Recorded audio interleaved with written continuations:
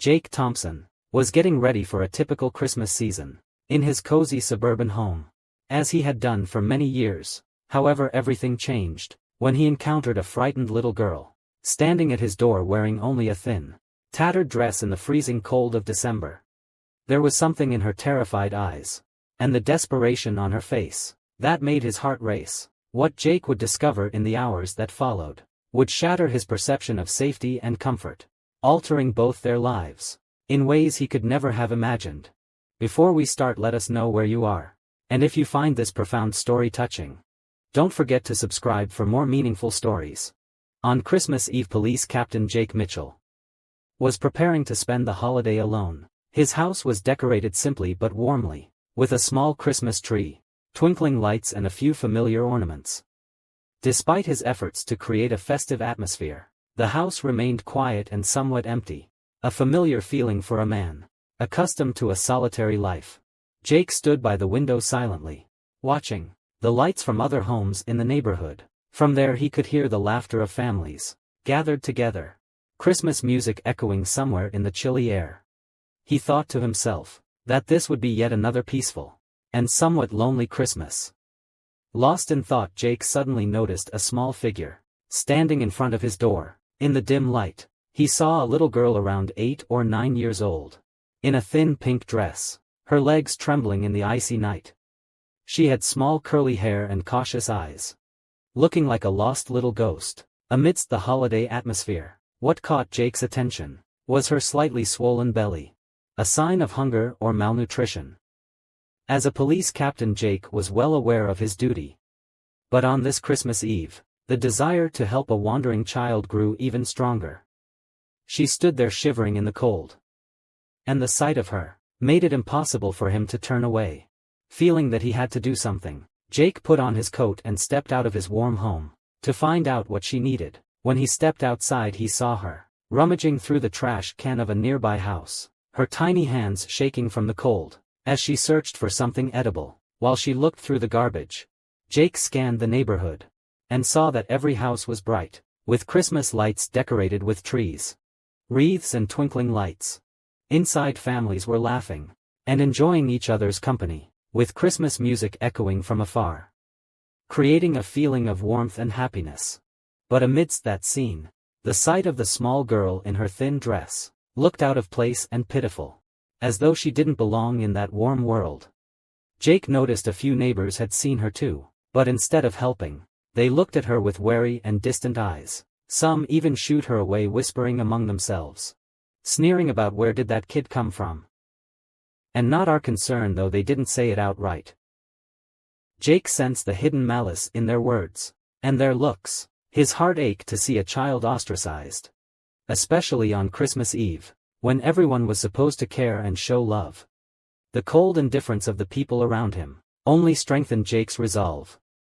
He knew the girl was in a desperate situation, and her appearance tonight was likely no coincidence. In Jake's heart, the Christmas spirit urged him to do something, to give the girl a little warmth and hope. On this freezing night, Jake cautiously approached her, keeping a respectful distance so as not to frighten her. He gently leaned down and asked, "Hey sweetheart, are you alright? Would you like some food?" His voice was warm and soft, trying to reassure her and make her feel safe. However, she immediately looked up at him, her eyes wide with caution. Without a word, she turned and ran, her little bare feet leaving tiny footprints on the thin layer of snow. Jake watched her go, his heart sinking. He could sense the fear in her eyes, as if she was used to being rejected, and had to be on guard against everyone. She didn't dare to trust kindness, perhaps because she had been hurt before. Jake felt helpless, but he knew he couldn't just let it go. His instincts, as a police officer, told him he had to protect her. But on Christmas Eve, the compassion within Jake was even stronger. He didn't want this child to keep wandering in the cold, with nowhere to go. Jake decided not to chase after her, fearing that he might only scare her more. He watched her tiny figure as she hurried away, her cold, little feet stepping quickly on the snowy ground, like a small bird trying to find a safe haven. He thought quickly about how to approach her, without frightening her. An idea came to mind. If she needed food and warmth, he could leave some food on the porch, and hoped she would come back. Returning to his house, Jake quickly prepared a small bag. He took out some fresh bread, a Christmas cake he had just bought for himself, and a warm bottle of water. Carefully packing it, he gently placed the bag on the doorstep, hoping she would return and take it. The Christmas spirit in him was stronger than ever. Sometimes, a small act of kindness can bring hope to someone. Jake sat by the window, his eyes fixed on the bag, as if it were the most precious gift he could give. On this Christmas night, he hoped the little girl would feel his kindness, even if she didn't know him, and might never fully understand its meaning. The next morning Jake couldn't stop thinking about the wandering girl, from the night before. The image of her bare, small feet, her wary eyes and her hurried running haunted him. He wondered why a child would have to search through the trash on Christmas night. So as soon as he left the house the next morning, Jake decided to search the area for her. He hoped she was still nearby, and that he could find a clue about her situation. After asking around the neighborhood and checking a few places, Jake received information from an acquaintance about an old camper parked near the outskirts. A place often used as shelter by the homeless, or those living temporarily. It was a secluded area far from the center, seen by the neighborhood as a place not for decent people. Jake decided to go check it out. When he approached, he saw an old, rickety camper that hadn't been maintained in a long time. The camper was hidden behind piles of garbage and junk, looking abandoned and completely separated from the outside world. The atmosphere there was cold and gloomy, in stark contrast to the brightly lit Christmas neighborhood he had just left. Jake approached and gently knocked on the door. After a few seconds, a woman appeared, her face weary and indifferent. This was Meta, whom Jake would later know as the little girl's mother. Meta had messy hair, a dull, tired gaze. Standing behind Meta was a younger man named Darius, clearly her boyfriend. Both looked at Jake with displeasure, as though his presence was an unwelcome intrusion. "What do you want?" Meta asked, her tone cold and somewhat annoyed. Jake kept his tone calm, and gently asked about the little girl he had met the previous night, expressing his willingness to help if their family was in need. However, as soon as he mentioned that the girl had been rummaging through the trash, looking for food, Meta immediately became angry and reacted harshly. "My daughter doesn't need anyone's pity," she yelled, her voice full of anger and bitterness. Darius next to her also frowned and muttered something, showing contempt and irritation at Jake for interfering in our family business. Darius, with a raspy voice, mockingly said, "Who do you think you are? Just because you're a cop, you think you can do whatever you want? Don't come here trying to play hero." He also made sarcastic remarks, suggesting that Jake was meddling in other people's business just to show off charity this Christmas. Jake could feel the hostility from both Meta and Darius. He knew that any action he took now could escalate things, making the situation harder to resolve. Still, he couldn't overlook the little girl's circumstances. His sense of duty and compassion told him she was in danger and needed help. Instead of reacting to their harsh words, Jake kept his voice steady. He explained that as a police officer, he had a responsibility to ensure everyone's safety, especially children. However, Meta just scoffed, a dismissive smirk on her face before leaving. Jake left a word of advice. "If you need any help, I'm always ready to assist. Especially for your daughter. Please keep her safe and warm this Christmas." But neither Meta nor Darius responded. They simply turned back inside and slammed the camper door. Jake walked away, his heart heavy. He knew that the little girl was likely not only hungry and cold, but also growing up in a hostile environment, without care. The sneering words and disdain from her own family made Jake even more concerned. A determination echoed in his mind. He would find a way to help her no matter the obstacles. The next morning Jake still couldn't forget the lonely look in the girl's eyes, and the cold attitude of Meta and Darius. An unsettling feeling hung over him all day, urging him to do more. So he returned to the vacant lot, where the camper was parked, hoping for another chance to talk with Meta and Darius, to understand the situation better. He was prepared for rejection, but his compassion wouldn't let him give up. When he thought of the child's plight, when Jake got close to the camper, he saw the little girl sitting outside, her eyes downcast, biting her lip as if she was trying to endure something. He gently called out, "Hello there."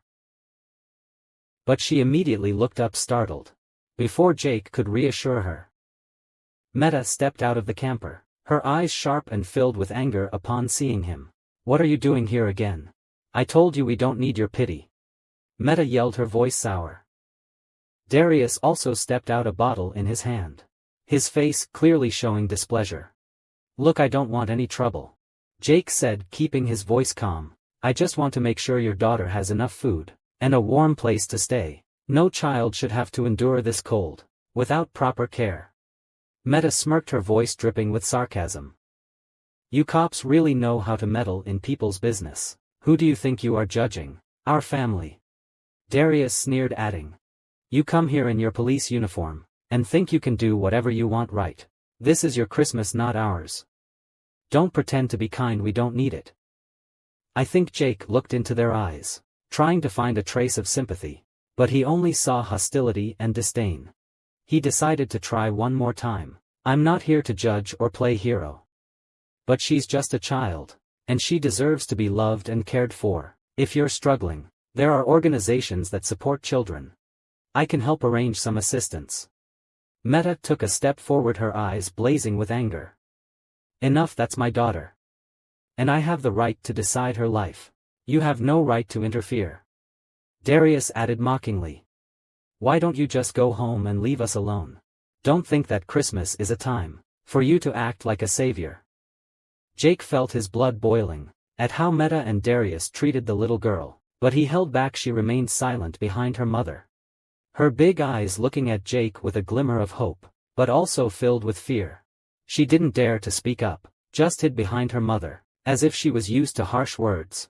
In a lonely life without protection, Darius in a challenging tone rudely shoved Jake's shoulder. "Do us a favor and get lost. We don't need the cops' help. If you don't leave, I'll report you for harassing my family." Jake stood firm, looking deep into Darius and Meta's eyes, trying to convey sincerity in his words. "I don't want to argue with you both. But if she continues living like this, I'm responsible for intervening to protect her. No one wants to take extreme measures on Christmas, but if necessary I will."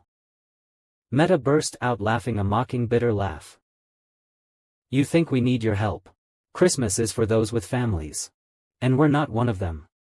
This is our business, and we won't let a stranger interfere with that." Meta pulled the girl inside the camper, and Darius slammed the door shut, blocking any further efforts from Jake. Jake stood there looking at the closed camper door, filled with disappointment and worry. He knew that if he left, the girl would continue living in neglect, possibly enduring the bitter words of her own family. Though Meta and Darius had shown clear hostility, Jake felt his sense of duty more heavily than ever. He walked away but vowed not to stop here. Back at the police station, Jake discussed the girl's situation with his colleagues, suggesting they consider intervening to protect her. Some colleagues seemed skeptical, advising him not to meddle in family matters, and warning that any action might lead to misunderstandings or trouble. However, Jake was adamant that the girl deserved protection, and a better life, especially since Christmas had stirred up his compassion. He couldn't ignore it, and he resolved to do everything to get her to a safer place, no matter the obstacles. Back at the police station, the image of the girl in her thin dress haunted Jake. He recalled her fearful eyes, in the contempt of Meta and Darius, when he offered help. Compassion mixed with anger welled up inside him. And he knew he couldn't ignore it. He had to act even if it could cause trouble. That child shouldn't have to suffer and be left out in the cold, while everyone else enjoyed the warmth and joy of Christmas. The next morning in the police briefing, Jake shared the girl's situation, and expressed his concern that she might be neglected or mistreated. He proposed that the police consider intervening to ensure her safety. Some of his colleagues listened, but others were skeptical and even opposed the idea. John, a longtime friend and colleague, was the first to speak. "Jake, I get that you want to help that girl. But this is a complicated situation. The family may not cooperate, and if we act without concrete evidence of abuse, we could face accusations of abuse of power. You know, the law doesn't allow us to interfere in family matters without clear cause." Jake understood John's concern, But he was filled with urgency. He replied, his voice reflecting his determination. "I understand the risk, John. But she shouldn't have to live in such a cold, tense and lacking environment. I saw her eyes, the fear and sadness in them. I can't just look away when I see a child like that, on Christmas night, when we're all safe in the warmth of family." Some other officers began murmuring, showing sympathy for Jake, but also reminding him of legal limitations. Mark, a rather rigid officer, sighed and said, "Jake, I get it. But we can't help every kid with a tough situation. It's beyond our capacity. We don't even know their family situation right." Hearing that, Jake felt a wave of disappointment rising. He realized not everyone had seen what he had seen. And not everyone was willing to stand up for a stranger's child, however. To him, helping her was not just a duty as an officer, but a responsibility of a human being. Jake stood up, looking each colleague in the eye with determination. "I know this is a difficult situation," Jake said, his voice strong and resolute. "But if we turn our backs on this girl, we're ignoring the reason we wear this uniform. I believe that protecting vulnerable children who can't defend themselves is what we should do. Especially if we can bring her some hope during Christmas." Jake's words gradually softened the hearts of some colleagues. Some younger officers began nodding, expressing agreement. They understood that Christmas was a special time, and if they didn't help her now, there might not be another chance. However, some still objected, arguing that without clear signs of abuse, intervening in family matters could be seen as violating privacy rights. Another officer named Sarah furrowed her brows and thought, and said, "Jake, if you really want to help this girl, we could try to find out more about her family situation. You mentioned they live in a camper, so maybe this isn't the first time they have had trouble. We can review old records and reports on Meta and Darius, and see if we find any signs." Jake felt a glimmer of hope. He knew that perhaps learning more about Meta and Darius might provide them with evidence to investigate, without being seen as unauthorized interference. A group of officers volunteered to help him go through old records, looking for any information on Meta and Darius, or signs that the girl might have been in a similar situation before. Through their investigation, they discovered that Meta and Darius had a history of financial instability, even being evicted from rental areas for not paying on time. A previous report noted that some town residents had seen Meta acting aggressively towards other children. These small signs, though not definitive, suggested that the girl was likely living in an unstable and unsafe environment. Seeing the truth slowly emerge, some of Jake's colleagues began to change their stance, agreeing that intervention might be necessary. John, who had previously advised Jake not to interfere, was now more sympathetic. "Maybe you're right, Jake. If she's really in danger, we can't just sit by. After all, we have a duty to protect the younger members of our community." That evening, after his shift, Jake decided to return to Meta and Darius's camper. He prepared a bag with bread, hot food, a coat and warm shoes for the girl. If he couldn't intervene directly right away, at least he could make sure she had a warmer night in the winter cold.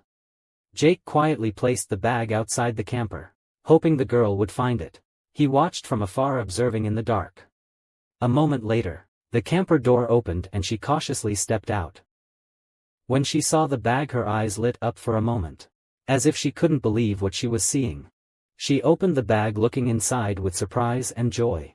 Her small hands touched the coat, the shoes and the food with an indescribable emotion. In that moment, Jake felt a sense of relief.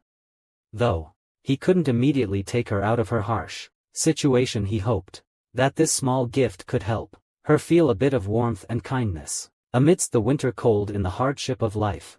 He watched her return to the camper, silently promising that he wouldn't give up. Returning home, Jake felt a strong resolve rise within him. He would continue to fight for her, to ensure she had a safer life. This Christmas, he wasn't just fulfilling his duty as a police officer, but embracing the responsibility of being human. And he knew, even though the road ahead would be challenging, he wouldn't back down until the girl was truly safe. And that night, Jake couldn't stop thinking about the girl he had met. On Christmas Eve, though, he had left a warm bag of supplies and food by the camper door. He still felt uneasy. Would she find it?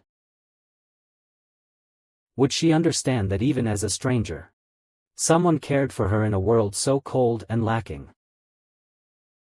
Sitting by the small fire in his cozy home, Jake felt a heavy weight on his heart. An overwhelming urge he had to do something. Had to find a way to help her.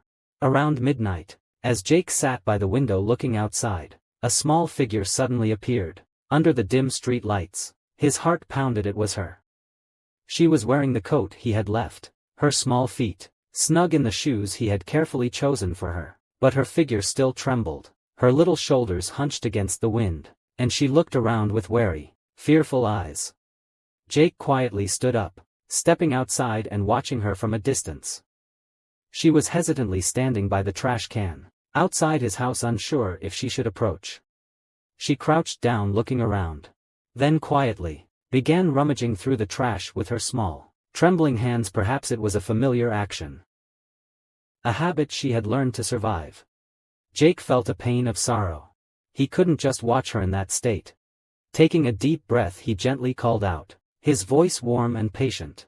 "Hello there, are you hungry? Would you like to come inside for a while? I have food and warm drinks for you." The girl looked up, her eyes full of caution. She flinched, but this time didn't run away as she had before. Maybe after what Jake had done, she began to trust him a little. She took a few hesitant steps toward him, still watching him wearily. But Jake could see a faint hope in her eyes. He smiled and said gently, "It's okay, come on in. It's warmer inside and I have hot food waiting for you." Jake walked slowly to the door, making sure not to scare her, and after a moment of hesitation, she decided to follow him inside. As she crossed the threshold, her eyes swept over the warm house, with a small Christmas tree, twinkling lights and simple decorations. The sight seemed to stun her, as if she had never seen a place this cozy. Jake led her to the kitchen, where he had prepared a hot bowl of soup, some soft bread slices and a small Christmas cake. He had planned to enjoy himself. She sat down, her eyes still filled with caution. But she couldn't hide the joy in her gaze, as she looked at the food before her.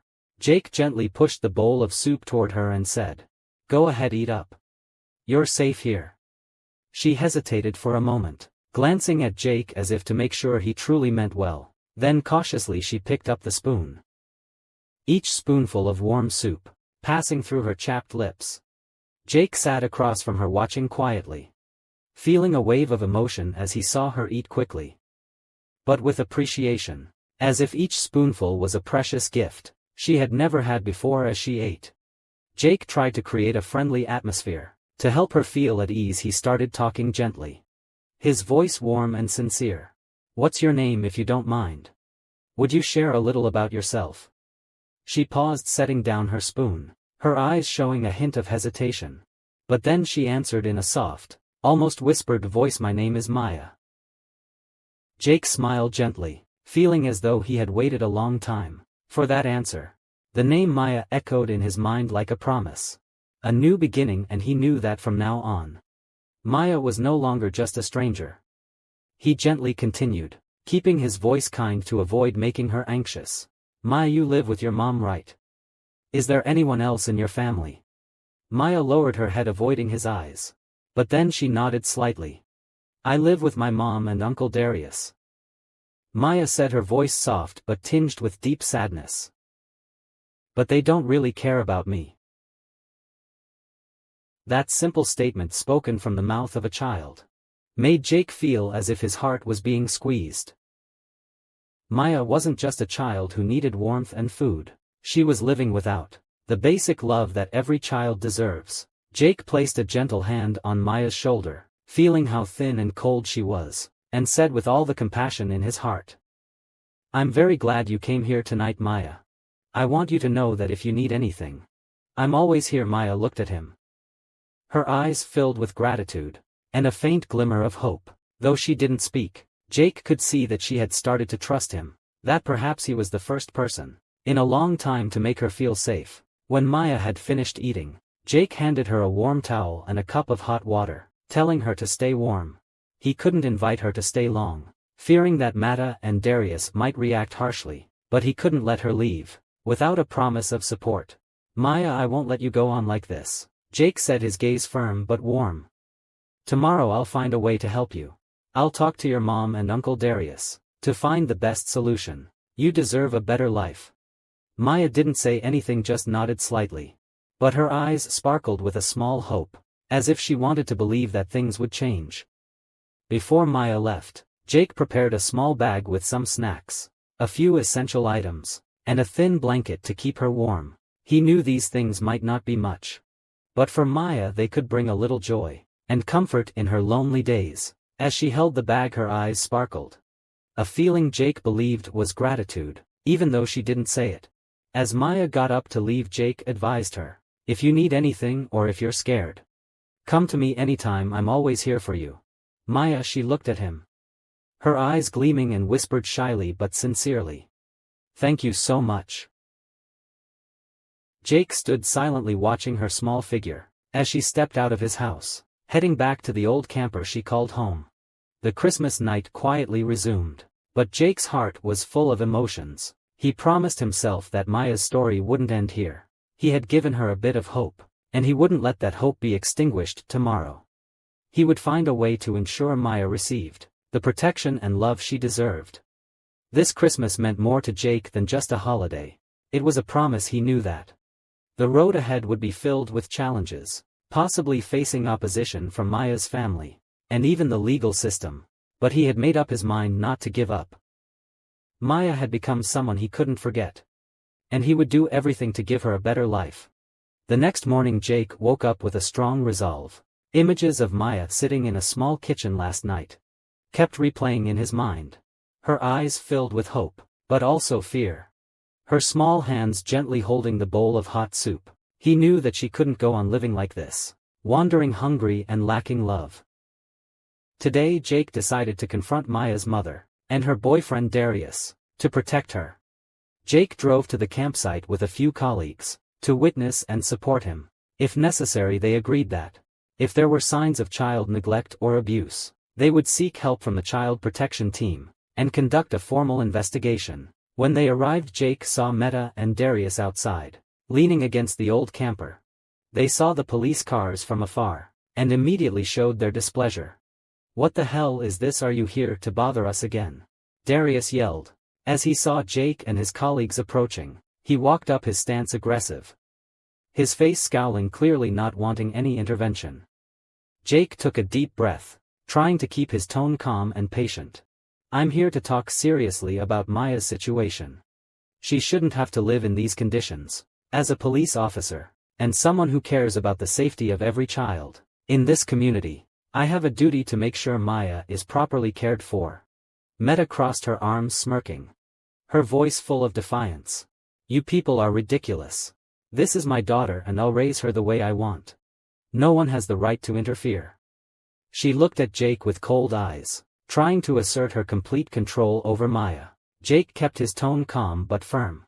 "I understand that Maya is your daughter, but that doesn't mean you can neglect her in such conditions. If you can't take care of her, we can help. She deserves to live in a safe and stable environment, especially since she's so young and vulnerable." Suddenly Darius took a step forward, his eyes full of challenge and anger. "Listen here, cop. Who do you think you are judging us cops like? You always like to interfere in other people's business, pretending to be saints," he sneered, his voice full of contempt. "Christmas means nothing to us. Don't think your Christmas badge will soften us up." Jake tried to remain calm, but deep down, he felt his anger rising at the way they treated Maya. He looked Darius in the eye, his voice now serious. "I'm not here to judge anyone, but a child is living in neglect without care. And that's unacceptable. If you don't care about her, we'll have to intervene to make sure she's safe." Meta suddenly snapped, her eyes blazing with anger. "I told you. Maya is my daughter and I'll decide how I raise her. Don't try to interfere." She took a step closer, her voice louder, as if to assert that she was the only one with authority over Maya's life. Maya stood next to her mother, her eyes downcast, her small hands gripping her shirt tightly, clearly afraid to resist. Jake sighed, his heart heavy with sorrow, as he saw the helplessness in the girl. He turned to Meta, his voice gentle but determined. Maya deserves a better life. One where she's loved and cared for. If you truly love your daughter, you'll let us help and protect her. You can't refuse this out of pride. Meta glared at Jake, her eyes wavering between him and Darius. She seemed to realize that the situation wasn't as simple as she thought. But before she could say anything, Darius placed his hand on her shoulder, shaking his head in disapproval. "We don't need anyone's pity," he muttered, then turned to Jake and Sarah with a hostile glare. "Get out of here now if you don't. You'll see what real trouble is." Jake held his ground, but he wasn't going to back down easily. A colleague of his, Sarah, stepped forward, standing beside Jake, speaking in a calm but firm tone. "If you two don't cooperate, we'll have to request an investigation into Maya's living conditions. This isn't a threat, it's our responsibility to protect every child in the community." Hearing this, Meta showed a brief moment of worry. However, Darius remained defiant, glaring at Jake and Sarah, then turned and shouted at Maya. "Are you causing me more trouble? I told you not to wander around, you worthless brat." Darius's harsh words were too much for Jake. He stepped forward, placing his hand protectively on Maya's shoulder. "That's enough, Darius. She's not the cause of your problems. She's just a child who needs care and love." He turned to Meta, his tone now warning. "If you truly care about your daughter, you won't let her live in such neglect and hardship. This isn't how any child deserves to be treated." Meta was at a loss for words, her gaze shifting between Jake and Darius. She seemed to realize the gravity of the situation, but before she could say more, Darius had already lost his temper, yelling, "Get out of here right now. This is my family and no one has the right to interfere." Jake sensed the situation had reached a point where negotiation was impossible. He pulled out his phone, calling for Child Protection Services, and reporting Maya's urgent situation. "We need immediate support." He spoke into the phone firmly. "There's a child living in neglect without proper care. Please send a team immediately." While waiting for Child Protection Services to arrive, Jake and his colleagues tried to convince Meta and Darius to allow Maya to receive medical care, but they both refused. Meta turned her back, muttering angrily, while Darius continued to yell at and blame Maya, treating her as the source of all his troubles. Jake stood between Maya and the two adults, his gaze more determined than ever. When the child protection team arrived, Jake and his colleagues briefed them on the situation and provided the information they had gathered. A child protection officer approached Meta and Darius, speaking in a gentle but firm tone. "We will be taking Maya to receive a health checkup and ensure she's properly cared for. This is the child's right, and it's also a way to ensure her safety." Meta protested vehemently, shouting that Maya was her daughter, and no one had the right to take her away. She kept shouting, even trying to pull Maya back. But the child protection officers remained calm and resolute, explaining that they only wanted to ensure Maya's safety. Darius couldn't bear it any longer, and tried to lash out, but he was quickly restrained by the officers, who kept him at a distance. Maya stood in the middle, her eyes filled with fear and uncertainty, but when she looked at Jake, she seemed comforted by his presence. After Maya was taken to a shelter, Jake returned to the police station, with a sense of relief mixed with worry. Although he felt satisfied that he had helped her, he couldn't shake his concern for her future. Would Maya truly be well cared for? Would she adjust to the new environment and find joy in life? These questions kept circling in Jake's mind, making him feel restless in the days that followed. Jake stayed in touch with the child protection team to get updates on Maya's situation. He genuinely wanted to ensure she would be cared for in a safe, loving environment. The shelter volunteers told him that Maya was adjusting well, though she still needed time to overcome the trauma of her past. The staff said she was very intelligent, sensitive, and had a particular interest in drawing. They encouraged Maya to attend art classes, to explore and develop her talent. Each passing day, Jake felt a longing for Maya and her future. He decided he needed to do more to support her. A week after Christmas, Jake planned a visit to Maya at the shelter. He brought along a set of paints, a large sketchbook, and a few other small gifts to encourage her creativity. When he arrived, Jake was welcomed by a warm atmosphere, where volunteers were caring for the children. They led him to the art room where Maya was sitting, painting. Seeing her Jake's heart melted. Maya was deeply engrossed in a large painting, her face full of concentration and joy. Every color in the painting blended beautifully, creating a vibrant, lively piece. "Maya," Jake called out. Smiling as he walked in, she looked up, her eyes lighting up when she recognized him. "Did you come to visit me? I brought gifts for you," Jake replied, setting down the paints and sketchbook on the table. "I know you love to draw, so I thought these might help you express yourself." Maya eagerly opened the gifts, her eyes gleaming with joy. "Thank you, I'll make so many drawings," she said, her voice brimming with excitement. The sight warmed Jake's heart. He had seen her from the days of wandering in the cold, and now she had found joy and purpose in life.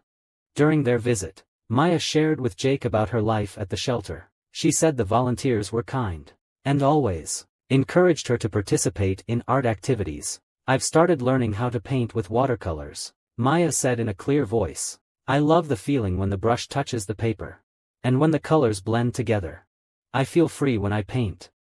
Jake listened with growing happiness. Seeing Maya find passion and strength within herself made him feel proud. "You're truly talented, Maya. I'm sure your paintings will be beautiful." Jake encouraged her. He could see the light in her eyes. When she heard his words, it made her even more determined to pursue her dreams. The afternoon passed in warmth and joy. But Jake also noticed that Maya still needed time to heal from past wounds. Occasionally she would fall silent, her gaze distant as if processing painful memories. Jake realized that although she was in a better place, her past still haunted her. Before leaving the shelter, Jake knelt down, looking into Maya's eyes. "I'll always be here to support you, Maya. If you ever need anything, don't hesitate to call me. I promise not to abandon you." He gently held her hand, feeling the warmth from his sincere words. As he stepped outside, Jake felt his heart filled with hope. He knew that Maya had a fresh start, and that meant a lot, though challenges lay ahead. She was no longer alone. Jake promised that he would always be there, not just to protect, but to support her on her journey of rediscovery. A month later, Jake continued to visit Maya regularly, becoming a close friend and a role model for her. Each time he visited, he brought small gifts, from new paint sets to books on art, encouraging her to keep creating. Maya gradually became a more confident girl, with beautiful paintings that expressed her inner emotions.